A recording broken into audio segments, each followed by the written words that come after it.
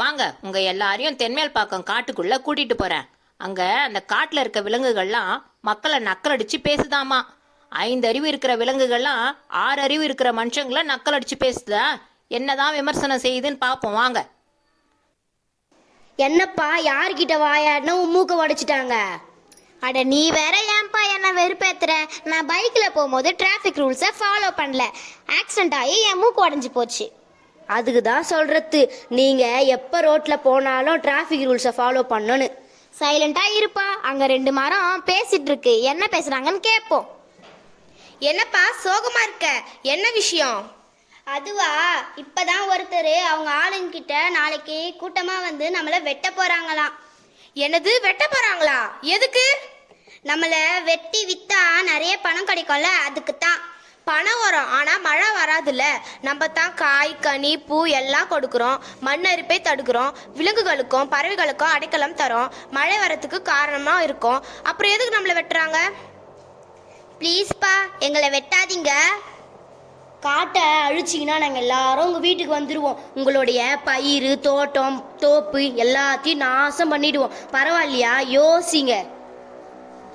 பா, அங்க என்னமோ புகை வருது, அது என்னன்னு கொஞ்சம் போய் பாருப்பா. சரிப்பா, நான் போய் பார்க்குறேன். என்னப்பா நீ சிகரெட் பிடிக்கிற? சிகரெட் பிடிக்கிறவனை விட உன் கூட இருக்கிற எனக்கு தான் பாதிப்பு அதிகம். அதை முதல்ல நிறுத்துப்பா. அதை நிறுத்தலைன்னா லங்ஸு பாதிச்சு கேன்சர் தான் வரும். அப்புறம் சீக்கிரத்திலே போய் சேர வேண்டியது தான். சரிப்பா, நான் இதுமேல் பிடிக்கல. சமீபத்தில் கூட விழுப்புரம் மாவட்டத்தில் விஷ சாராயம் குடிச்சு 57 பேர் உயிரை விட்டாங்க. நானே பேப்பரில் தான்ப்பா படித்தேன். ஏன் தான் இப்படி குடிச்சு குடிச்சு சாகுறாங்கன்னே தெரியல. அப்பாங்கெல்லாம் குடிச்சு சாவறதுனால அப்பா இல்லாத எவ்வளவோ பசங்க ரொம்ப கஷ்டப்படுது தெரியுமா? மேல் படிப்பு படிக்க முடியாதவங்க எதிர்காலமே வீணா போகுது. இனிமேலாவது உங்கள் பொண்டாட்டி பிள்ளைங்கள நீங்களே கவனிங்க. நீ என்னம்மா குப்பையை குளத்துல கொண்டு வந்து கொட்டுற? எங்கே வேணா கொட்டுவேன், உங்களுக்கு என்னவாமா? நம்ம அரசாங்கம் எவ்வளோதான் முயற்சி செய்யும், ஏரி குளம் எல்லாம் தூர்வாரி சுத்தம் செய்கிறாங்க, தண்ணி பஞ்சம் வராமல் இருக்க. ஆனால் அந்த தண்ணி இப்படி மாசு பண்ணுறீங்களே, நியாயமா? இப்போவே தண்ணியை காசு கொடுத்து வாங்கிட்டு இருக்கோம். நம்ம எதிர்காலத்தில் பேரம்பேத்தி எல்லாம் தண்ணி இல்லாமல் ரொம்ப கஷ்டப்பட போகிறாங்க. அது மட்டும் நல்லா தெரியுது. மக்கும் குப்பை மக்காத குப்பைன்னு பிரித்து வச்சா அது வாங்குறதுக்கு தான் நம்ம வீட்டுக்கே குப்பை வண்டி வருதே.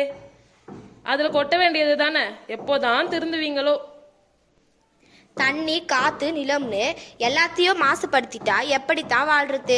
பத்தாத குறைக்கு கடைக்கு போகும்போது ஒரு மஞ்சப்பையை எடுத்துட்டு போங்கன்னா கையை வீசிட்டு போகிறது, கேரி பேக்கை வாங்கிட்டு வர்றது.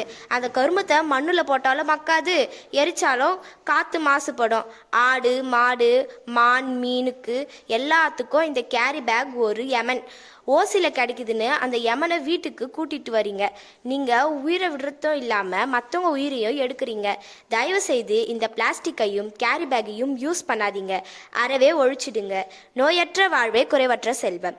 ஞாபகம் வச்சுக்கோங்க, பிளாஸ்டிக் அழகாக இருக்குன்னு வாங்கி குவிக்காதீங்க, அழகு என்றும் ஆபத்து.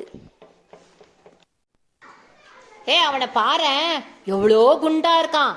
அரிசி மூட்டை கணக்கா. எந்த கடையில தான் அரிசி வாங்கி சாப்பிட்றானோ தெரில.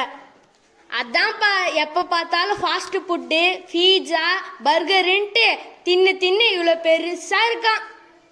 அவன் மூஞ்சிய கூட பாரேன், நல்லா பரோட்டா மாதிரியே ரவுண்டா இருக்கு. நீங்களும் இப்படிதான் பீட்சா பர்கர்னு சாப்பிடுவீங்களா? உங்களையும் இப்படிதான் கிண்டல் பண்ணுவாங்க.